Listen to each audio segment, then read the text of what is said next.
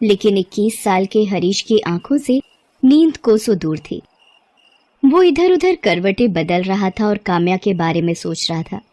फिर उसने अपना मोबाइल निकाला और मोबाइल की गैलरी में काम्या की तस्वीर को जूम करके देखने लगा। जैसे जैसे काम्या की तस्वीर बड़ी और नजदीक होती जा रही थी, उसकी सांसें तेज हो रही थी और दिल की धड़कन भी बढ़ रही थी। उफ, कोई इतना खूबसूरत कैसे हो सकता है। ऐसा लगता है कि ईश्वर ने टाइम निकाल कर इन्हें बनाया है। काश ये हमेशा के लिए मेरी हो जाए। काम्या के बारे में सोचते हुए हरीश को कब नींद आ गई, उसे पता ही नहीं चला। 35 साल की काम्या बहुत ही खूबसूरत थी। उसका गोरा रंग, घुंघराले काले बाल और बड़ी बड़ी आंखें, जो भी उसे देखता देखता ही रह जाता। माँ, मैं कॉलेज जा रही हूँ। आज कॉलेज में कुछ जरूरी मीटिंग है, इसलिए जल्दी पहुंचना होगा। अरे नाश्ता तो कर ले। माँ, मैंने चाय पी ली है, कैंटीन में कुछ खा लूंगी। काम्या अपनी माँ के साथ दिल्ली में रहती है। काम्या ने अब तक शादी नहीं की थी। वो दिल्ली के ही एक कॉलेज में इकोनॉमिक्स की प्रोफेसर थी। अपने सब्जेक्ट में वो बहुत ही माहिर थी, इसलिए कॉलेज के प्रोफेसर के साथ साथ स्टूडेंट्स भी उसे बहुत मानते थे। काम्या आज भी अपने स्टूडेंट्स की क्लास ले रही थी। उन्हीं स्टूडेंट्स में हरीश भी था, जो उसे घूर घूर कर देख रहा था और मन ही मन उनके बारे में कुछ सोच रहा था।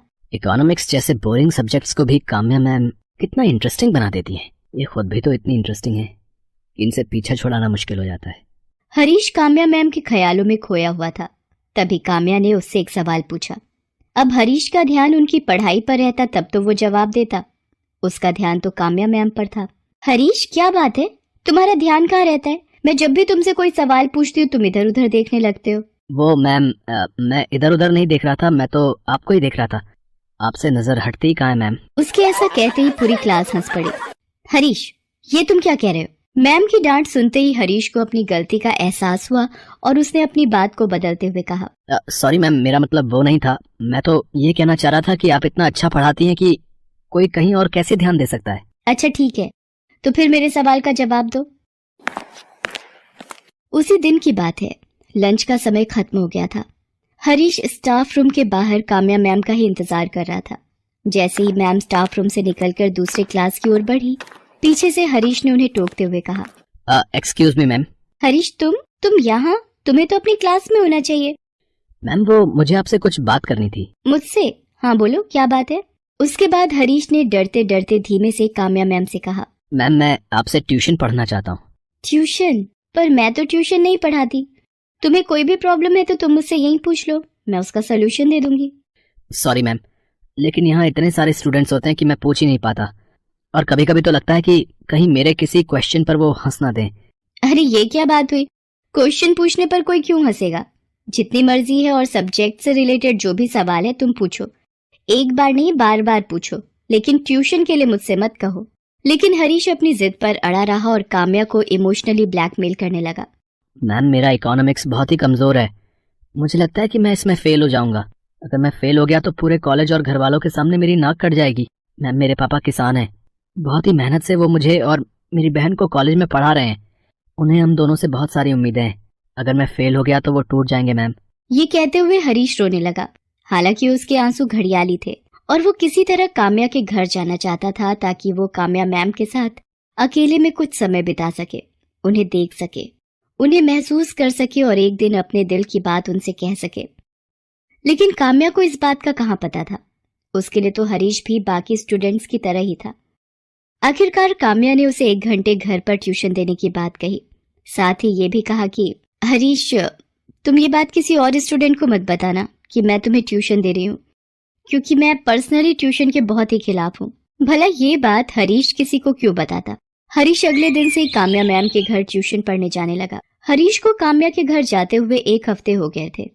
एक दिन काम्या उसे पढ़ा रही थी और वो हमेशा की तरह पढ़ाई से ज्यादा उनकी खूबसूरती में खोया हुआ था। मैम, बुरा ना माने तो आपसे एक बात कहूँ? हाँ हाँ बोलो। मैम, आप गलत प्रोफेशन में हैं। क्या मतलब गलत प्रोफेशन में हूँ? तुम्हारे हिसाब से मुझे किस प्रोफेशन में होना चाहिए था? मैम, आप इतनी खूबसूरत हैं कि आपको तो हीरोइन होना चाहिए था। कसम से, फैंस की लाइन लगी होती है आपके घर के बाहर, और उन फैंस में मैं सबसे आगे होता। उसकी बातों को सुनकर काम्या ने मुस्कुराते हुए उससे कहा, मेरी तारीफ करने के लिए शुक्रिया, लेकिन I am very happy with my profession. मैं बहुत खुश हूँ। इनफैक्ट मैं बचपन से ही टीचर बनना चाहती थी ताकि समाज में वो बदलाव ला सकूं जिससे समाज ग्रो करे, वो नए सपने देखे और इस दुनिया को खूबसूरत। हरीश काम्या के यहाँ ट्यूशन पढ़ने आता रहा, लेकिन काम्या को अब ये एहसास होने लगा था कि वो पढ़ाई से ज्यादा उसमें दिलचस्पी ले रहा है। एक दिन तो उसने बहुत ही पर्सनल सा सवाल काम्या से किया। आपकी थिंकिंग आपकी ही तरह खूबसूरत है मैम। मैम आप इतनी खूबसूरत हैं तो फिर आपने अब तक शादी क्यों नहीं की? क्या आप किसी से लव करती हैं? उस दिन काम्या ने हरीश को टोक दिया और कहा, देखो हरीश, तुम यहाँ जिस काम के लिए आते हो वही करो। मेरी पर्सनल लाइफ में इंटरफेयर मत करो और ना ही पर्सनल बातें करो। मैं देख रही हूँ कि तुम पढ़ाई से ज्यादा मेरी निजी जिंदगी में इंटरेस्ट लेते हो। मेरा फेवरेट कलर क्या है, मेरा फेवरेट खाना क्या है, मैं शादी कब करूंगी नहीं करूंगी, इन सब बातों में मत उलझो। और अगर आइंदा तुमने इस तरह की बातें की तो तुम्हें यहाँ आने की कोई जरूरत नहीं है। आई एम सॉरी मैम, मैंने आपको हर्ट किया। मेरा ऐसा कोई मतलब नहीं था। उस दिन हरीश घर जाकर काम्या के बारे में ही सोचता रहा। आज मैंने काम्या मैम का दिल दुखा दिया। मुझे ऐसा नहीं करना चाहिए था। आखिर मैं प्यार करता हूँ उनसे, और कोई भी प्यार करने वाला अपनी प्रेमिका को हर्ट तो नहीं करता। हरीश को ये सब सोचकर नींद नहीं आ रही थी। उसने उसी समय काम्या से माफी मांगने का सोचा। उसने अपने घर के गमले से एक गुलाब का फूल तोड़ा और रात के 10:30 बजे काम्या के घर की ओर चल पड़ा। आज मैं काम्या मैम से माफी तो मांगूंगा ही, साथ ही उनसे अपने दिल की बात भी कह दूंगा। आखिर एक ना एक दिन तो उनको बोलना ही पड़ेगा ना। बिना बोले तो उन्हें मेरे दिल की फीलिंग्स कैसे पता लगेंगी। काम्या के घर पहुंचते पहुंचते रात के 11:30 बज गए थे। हर ओर सन्नाटा छा गया था। काम्या के घर का दरवाजा भी बंद था। मैम के घर का दरवाजा तो बंद है, लेकिन मैं उनसे माफी मांगे बिना और दिल की बातें कहे बिना नहीं जाऊंगा। उसके बाद हरीश पाइप के सहारे काम्या मैम की बालकनी में पहुंचा, फिर घर के अंदर चला गया। काम्या उस समय सो रही थी।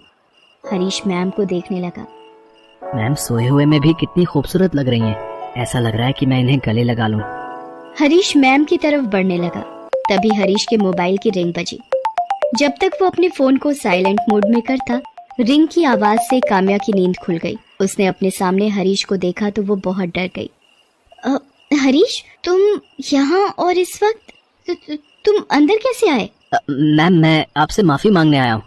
माफी? किस बात की? मैम मैं आपसे पर्सनल सवाल अब कभी नहीं करूंगा।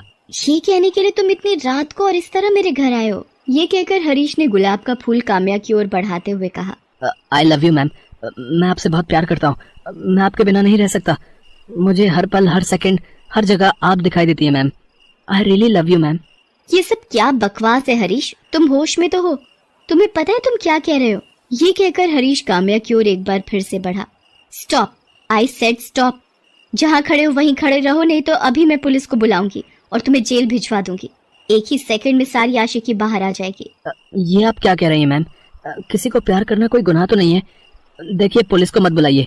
मेरे प्रेम प्रस्ताव को स्वीकार कर लीजिए। वैसे मैं जानता हूँ कि आप भी मुझे चाहती हैं, बस कहने से डरती हैं। अगर मुझे नहीं चाहती तो फिर ट्यूशन के लिए क्यों अलाउ किया मुझे? हरीश, तुम्हें अच्छे से पता है कि ट्यूशन के लिए मैंने क्यों अलाउ किया, लेकिन लगता है मैंने सच में बहुत बड़ी गलती कर दी है। नहीं मैम, आपने कोई गलती नहीं की है। गलती तो मैंने की आपसे प्यार करके। पता नहीं इस दुनिया में प्यार को इस नजर से क्यों देखा जाता है। सभी कहते हैं कि एक दूसरे से प्यार करो, फिर कंडीशन लगाने लगते हैं। प्यार कंडीशन से नहीं होता है, लेकिन उसकी सीमाएं तय हैं हरीश। मान लो कल को कोई इस तरह तुम्हारी बहन के कमरे में घुस जाए और उससे बदतमीजी करे, उसे जबरदस्ती प्रेम प्रस्ताव दे दो, तुम क्या करोगे? कोई मेरी बहन के कमरे में घुसेगा तो मैं उसे जान से मार दूंगा। अपनी बहन पर बात आई तो उसे जान से मारने लगे। मैं भी तो किसी की बहन हूँ, बेटी हूँ। बोलो मैं क्या करूँ? मैं भी मार दूं तुम्हें जान से, या तुम पर केस करके तुम्हें जेल भिजवा दूं? क्यों अपने परिवार की इज्जत मिट्टी में मिलाने पर तुले हो? हरीश, ये पढ़ने का समय है, करियर बनाने का समय है। उस पर ध्यान दो और कभी भी सीमाओं को मत लांघो। काम्या की बात धीरे धीरे हरीश को समझ में आने लगी। उसे अपनी गलती का एहसास हो गया। उसने काम्या से माफी मांग ली और वापस लौट गया। उस दिन के बाद उसने अपनी पढ़ाई पर फोकस करना शुरू किया और जल्द ही उसकी गिनती अच्छे और इंटेलिजेंट स्टूडेंट के रूप में